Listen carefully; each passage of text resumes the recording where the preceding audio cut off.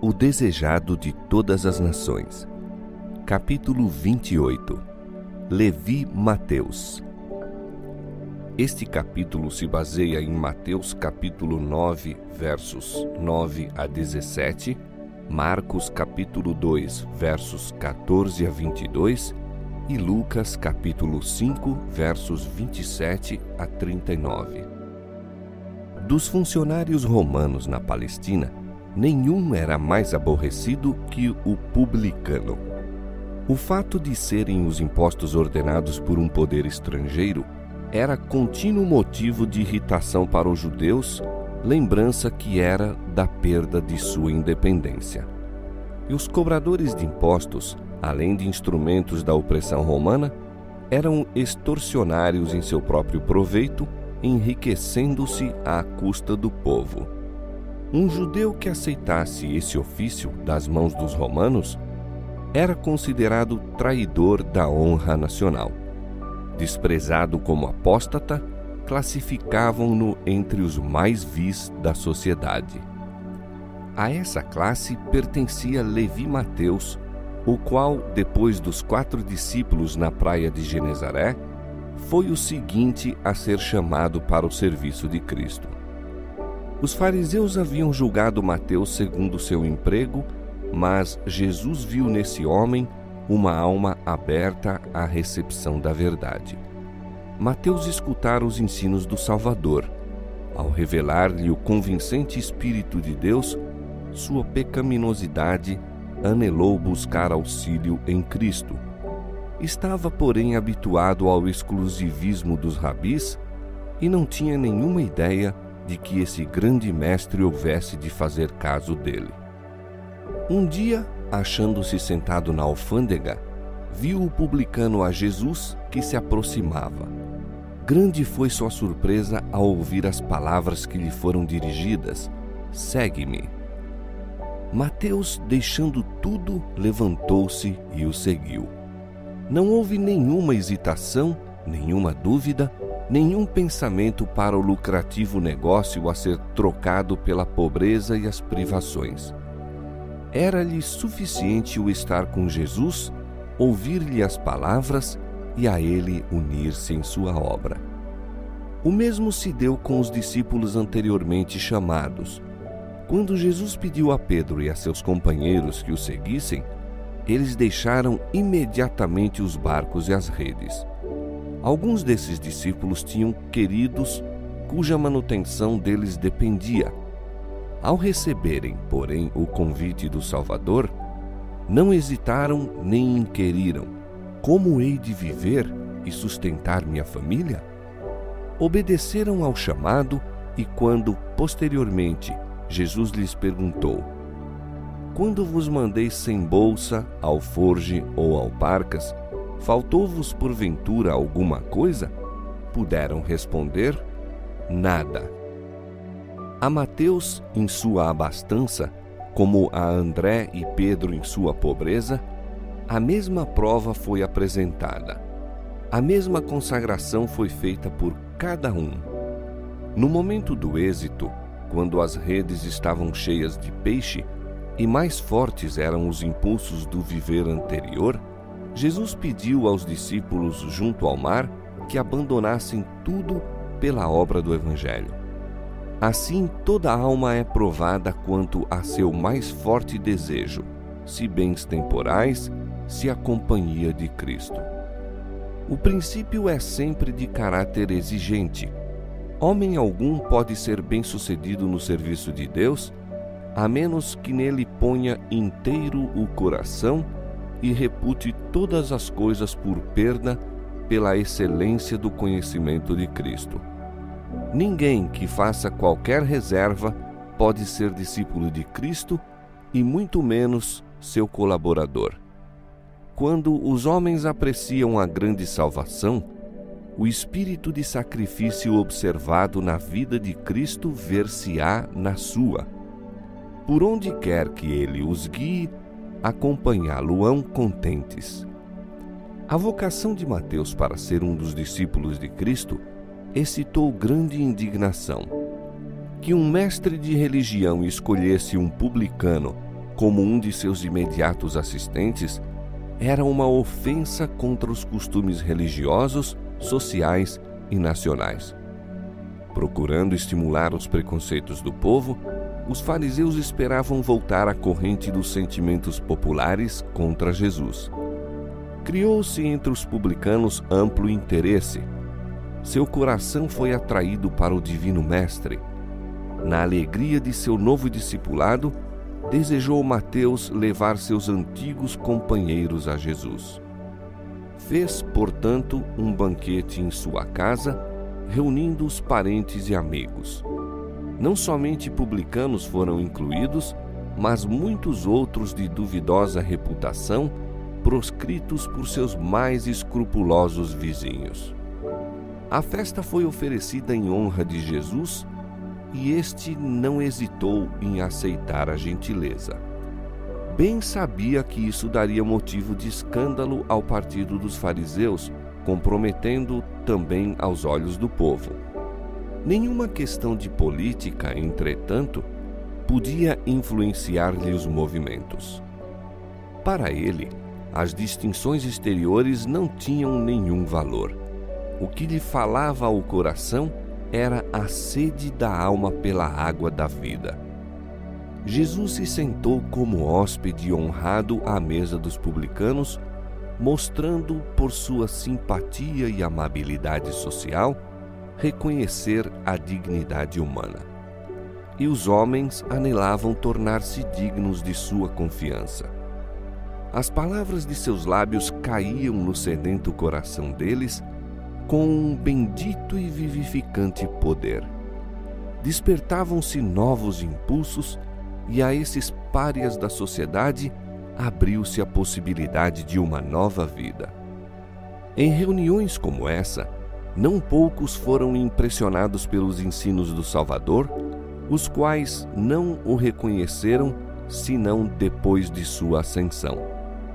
Quando o Espírito Santo foi derramado e 3.000 se converteram num dia, houve entre eles muitos que tinham ouvido primeiramente a verdade à mesa dos publicanos, e alguns desses se tornaram mensageiros do Evangelho.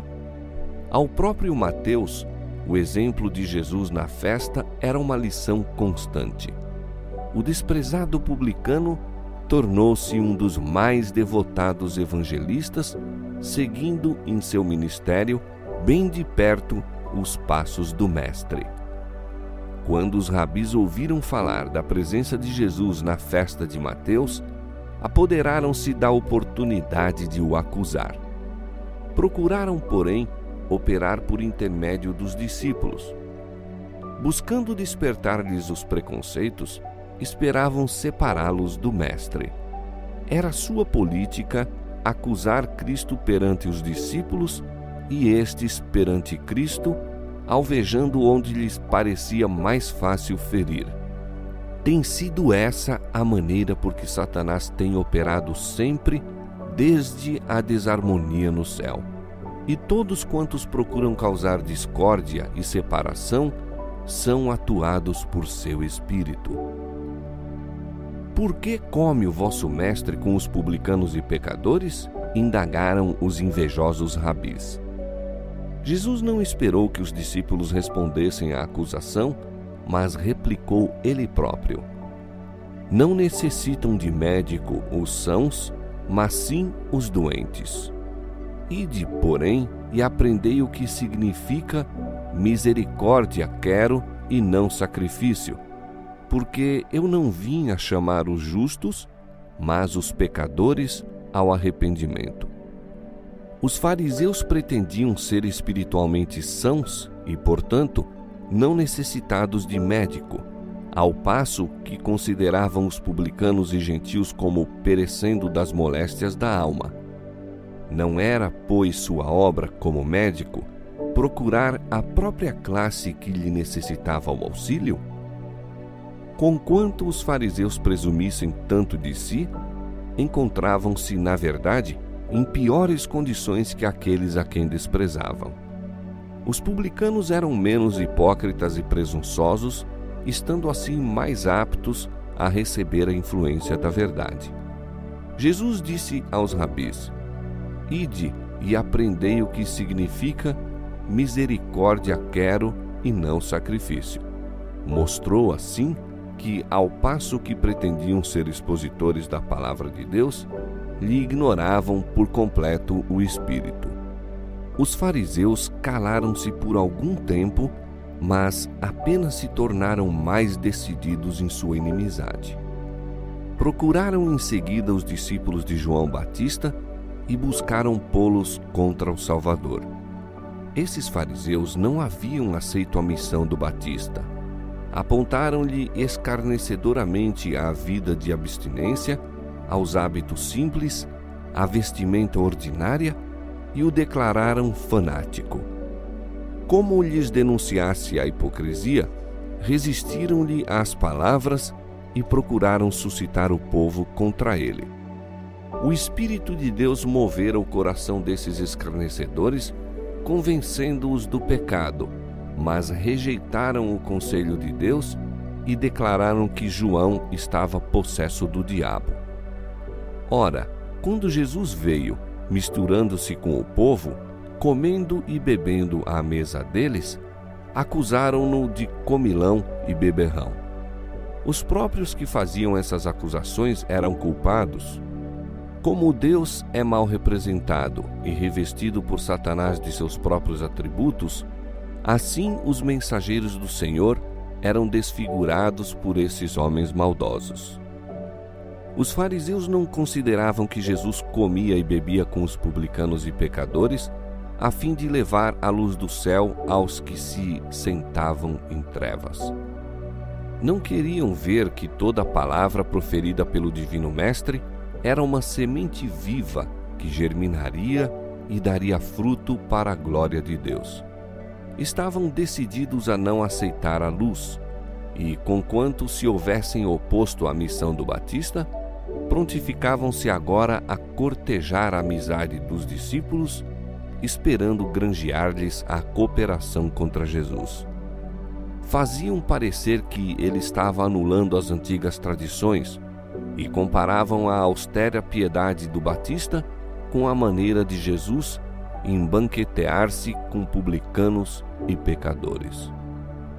Os discípulos de João achavam-se por essa época em grande aflição. Foi antes de sua visita a Jesus com a mensagem de João. Seu amado mestre encontrava-se no cárcere e eles passavam os dias em tristeza. E Jesus não estava fazendo nenhum esforço para libertar João e parecia mesmo lançar descrédito sobre seus ensinos. Se João fora enviado por Deus, por que seguiam Jesus e os discípulos caminho tão diverso? Os discípulos de João não tinham clara compreensão da obra de Cristo. Pensaram que talvez houvesse algum fundamento para as acusações dos fariseus. Observavam muitas das regras prescritas pelos rabis e esperavam mesmo ser justificados pelas obras da lei. O jejum era observado pelos judeus como ato meritório e os mais rígidos dentre eles jejuavam 2 vezes por semana. Os fariseus e os discípulos de João estavam jejuando quando os últimos foram ter com Jesus com a interrogação: por que jejuamos nós e os fariseus muitas vezes e os teus discípulos não jejuam? Muito ternamente lhes respondeu Jesus. Não procurou corrigir-lhes a errônea concepção acerca do jejum, mas apenas fazê-los ver com justeza sua missão. E fê-lo empregando a mesma imagem de que se servira o próprio Batista em seu testemunho de Jesus. João dissera: aquele que tem a esposa é o esposo, mas o amigo do esposo, que lhe assiste e ouve, alegra-se muito com a voz do esposo. Assim, pois, já este meu gozo está cumprido. Os discípulos de João não podiam deixar de recordar essas palavras do Mestre quando, tomando a ilustração, Jesus disse: Podem, porventura, os filhos das bodas jejuar enquanto está com eles o esposo? O príncipe do céu estava entre seu povo. O maior dom de Deus fora concedido ao mundo. Regozijo para os pobres, pois Cristo viera torná-los herdeiros de seu reino. Regozijo para os ricos, pois lhes ensinaria a obter as riquezas eternas. Regozijo aos ignorantes, torná-los-ia sábios para a salvação. Regozijo aos instruídos, desvendar-lhes-ia mistérios mais profundos que os que já haviam penetrado. Verdades ocultas desde a fundação do mundo seriam reveladas aos homens mediante a missão do Salvador. João Batista rejubilara ao ver o Salvador. Que ocasião de regozijo não tinham os discípulos, a quem cabia o privilégio de andar e falar com a majestade do céu. Não era esse o tempo de lamentarem e jejuarem. Deviam abrir o coração para receber a luz de sua glória, para que, por sua vez, projetassem a luz sobre os que estavam sentados nas trevas e sombras da morte. Belo era o quadro que evocavam as palavras de Cristo. Sobre ele, no entanto, pairava pesada sombra que unicamente seus olhos distinguiam. Dias, porém, virão, disse ele, em que lhe será tirado o esposo, e então jejuarão. Quando vissem seu Senhor traído e crucificado, os discípulos se afligiriam e jejuariam. Nas últimas palavras que lhes dirigia no cenáculo, dissera: Um pouco e não me vereis, e outra vez um pouco e ver-me-eis. Na verdade vos digo que vós chorareis e vos lamentareis, e o mundo se alegrará, e vós estareis tristes, mas a vossa tristeza se converterá em alegria. Quando ele ressurgisse do sepulcro, a tristeza deles se converteria em alegria. Depois de sua ascensão, devia estar pessoalmente ausente, mas por meio do Consolador, achar-se-ia ainda com eles e não deviam passar o tempo em lamentações. Isso era o que Satanás queria. Desejava que dessem ao mundo a impressão de haver sido iludidos e decepcionados, mas deviam, pela fé, contemplar o santuário em cima, onde Jesus estava ministrando em favor deles. Deviam abrir o coração ao Espírito Santo, seu representante, e regozijar-se na luz de sua presença. Todavia, sobreviriam dias de tentação e prova, em que seriam postos em conflito com as autoridades do mundo e os chefes do reino das trevas. Quando Cristo não estivesse pessoalmente com eles e deixassem de perceber o Consolador, então seria mais próprio jejuarem. Os fariseus procuravam exaltar-se pela rigorosa observância de formas, ao passo que tinham o coração cheio de inveja e contenda. Eis, diz a Escritura, que para contendas e debates jejuais, e para dardes punhadas impiamente. Não jejueis como hoje, para fazer ouvir a vossa voz no alto. Seria este o jejum que eu escolheria? Que o homem um dia aflija a sua alma, que incline a sua cabeça como o junco e estenda debaixo de si saco e cinza? Chamarias tu a isto jejum e dia aprazível ao Senhor? O verdadeiro jejum não é um serviço meramente formal. A Escritura descreve o jejum preferido por Deus: que soltes as ligaduras da impiedade, que desfaças as ataduras do jugo, que deixes livres os quebrantados ou oprimidos, e despedaces todo o jugo. Abrires a tua alma ao faminto, e fartares a alma aflita.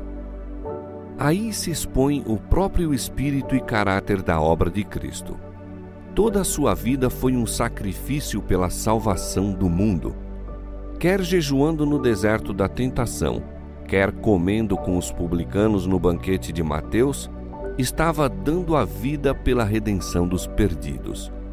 Não em ociosas lamentações, em simples humilhação do corpo e multidão de sacrifícios, faz o verdadeiro espírito de devoção, mas revela-se na entrega do próprio eu em voluntário serviço para Deus e o homem. Continuando sua resposta aos discípulos de João, Jesus disse uma parábola. Ninguém tira um pedaço de um vestido novo para o cozer em vestido velho, pois que romperá o novo e o remendo não condiz com o velho. A mensagem do Batista não devia ser entremeada com a tradição e a superstição. Uma tentativa de misturar as pretensões dos fariseus com a devoção de João só tornaria mais evidente a ruptura em ambas. Nem podiam os princípios do ensino de Cristo ser unidos com as formas do farisaísmo. Cristo não cobriria a ruptura feita pelos ensinos de João. Tornaria mais distinta a separação entre o velho e o novo. Jesus ilustrou posteriormente este fato, dizendo: Ninguém deita vinho novo em odres velhos. Doutra sorte, o vinho novo romperá os odres, e entornar-se-á o vinho, e os odres se estragarão. Os odres de couro usados como vasos para guardar o vinho novo ficavam, depois de algum tempo, secos e quebradiços, fazendo-se então imprestáveis para tornar a servir ao mesmo fim. Por meio dessa ilustração familiar, Jesus apresentou a condição dos guias judaicos. Sacerdotes, escribas e principais se haviam fixado numa rotina de cerimônias e tradições. Contraíra-se-lhes o coração como os odres de couro a que ele os comparara. Ao passo que se satisfaziam com uma religião legal, era-lhes impossível tornar-se depositários das vivas verdades do céu. Julgavam a própria justiça toda suficiente e não desejavam que um novo elemento fosse introduzido em sua religião. Não aceitavam a boa vontade de Deus para com os homens como qualquer coisa à parte deles próprios. Relacionavam-na com méritos que possuíam por causa de suas boas obras. A fé que opera por amor e purifica a alma não podia encontrar união com a religião dos fariseus, feita de cerimônias e injunções de homens. O esforço de ligar os ensinos de Jesus com a religião estabelecida seria em vão. A verdade vital de Deus, qual vinho em fermentação, estragaria os velhos, apodrecidos odres das tradições farisaicas. Os fariseus julgavam-se demasiado sábios para necessitar instruções, demasiado justos para precisar salvação, muito altamente honrados para carecer da honra que de Cristo vem. O Salvador deles se desviou em busca de outros que recebessem a mensagem do céu. Nos ignorantes pescadores, no publicano na alfândega, na mulher de Samaria, no povo comum que o escutava de boa vontade, encontrou ele novos odres para o vinho novo. Os instrumentos a serem usados na obra evangélica são as almas que recebem com alegria a luz a elas enviadas por Deus. São esses seus instrumentos para a comunicação do conhecimento da verdade ao mundo. Se, mediante a graça de Cristo, seu povo se torna odres novos, ele os encherá de vinho novo. O ensino de Cristo, conquanto representado pelo vinho novo, não era uma nova doutrina, mas a revelação daquilo que fora ensinado desde o princípio. Mas para os fariseus, a verdade perdera sua original significação e beleza. Para eles, os ensinos de Cristo eram, em quase todos os respeitos, novos, e não eram reconhecidos nem confessados. Jesus mostrou o poder dos falsos ensinos para destruir a capacidade de apreciar e desejar a verdade. Ninguém, disse ele, tendo bebido o velho, quer logo o novo, porque diz, melhor é o velho. Toda a verdade dada ao mundo por meio de patriarcas e profetas resplandeceu com a nova beleza das palavras de Cristo. Mas os escribas e fariseus não tinham nenhum desejo quanto ao precioso vinho novo. Enquanto não se esvaziassem das velhas tradições, costumes e práticas, não tinham, na mente e no coração, lugar para os ensinos de Cristo. Apegavam-se às formas mortas e desviavam-se da verdade viva e do poder de Deus. Foi isso que se demonstrou a ruína dos judeus e será a de muitas almas em nossos próprios dias. Há milhares a cometer o mesmo erro dos fariseus, a quem Cristo reprovou no banquete de Mateus. Em lugar de abandonar certa ideia nutrida ou rejeitar algum ídolo de opinião, muitos recusam a verdade descida do Pai da Luz, confiam em si mesmos e dependem da própria sabedoria e não compreendem sua pobreza espiritual. Insistem em ser salvos por alguma maneira em que realizem alguma obra importante. Quando veem que não há nenhum modo de introduzirem o eu na obra, rejeitam a salvação provida. Uma religião legal nunca poderá conduzir almas a Cristo, pois é destituída de amor e de Cristo. Jejuar ou orar quando imbuídos de um espírito de justificação própria é uma abominação aos olhos de Deus. A solene assembleia para o culto, a rotina das cerimônias religiosas, a humilhação externa, o sacrifício imposto, mostram que o que pratica essas coisas se considera justo e com títulos ao céu, mas tudo é engano. Nossas próprias obras jamais poderão comprar a salvação. Como foi nos dias de Cristo, assim se dá agora. Os fariseus não conhecem sua necessidade espiritual. A eles se dirige a mensagem. Como dizes, rico sou e estou enriquecido, e de nada tenho falta, e não sabes que és um desgraçado e miserável e pobre e cego e nu? Aconselho-te que de mim compres ouro provado no fogo, para que te enriqueças, e vestidos brancos para que te vistas, e não apareça a vergonha da tua nudez. Fé e amor são o ouro provado no fogo. Mas no caso de muitos, se obscureceu o brilho do ouro e perdeu-se o tesouro precioso. A justiça de Cristo é para eles um vestido sem uso, uma fonte intacta.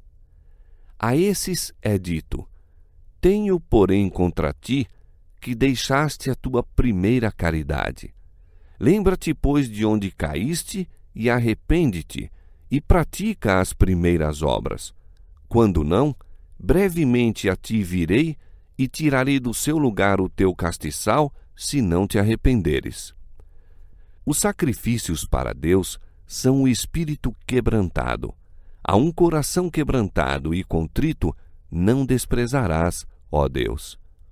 O homem se deve esvaziar do próprio eu antes de ser, no mais amplo sentido, um crente em Jesus. Quando se renuncia ao eu, então o Senhor pode tornar o homem uma nova criatura. Novos odres podem conter o vinho novo. O amor de Cristo há de animar o crente de uma vida nova.